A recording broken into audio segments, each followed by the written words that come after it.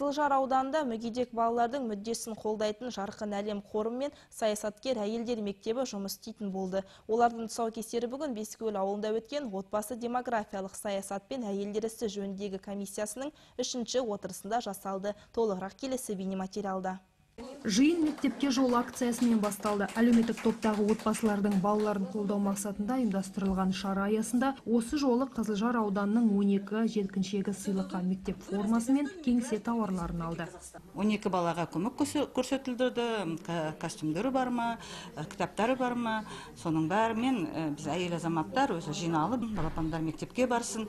Бір балалар біздің енді болашағымыз ғой. Балалар әрқашанда өзінің үйін тауып, әрқашанда бақытты болсын деген сондай әйел азаматтар ма, ер азаматтар ма, үкіметтің енді сондай мақсаты бар.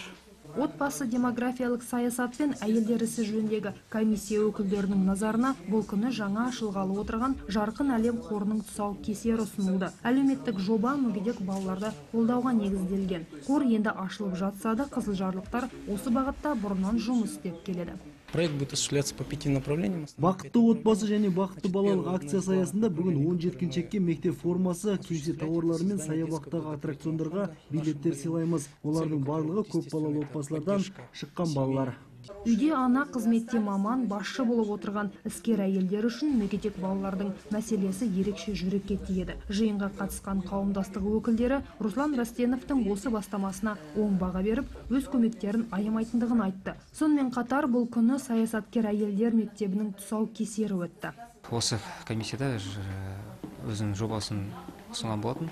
Біз 2 деңгейде өткіземіз. Бұл әрине жас қыздарға арнайы оқу семинарлары және осы жұмыс істейтін әйелдерге осындай семинар өткіземіз.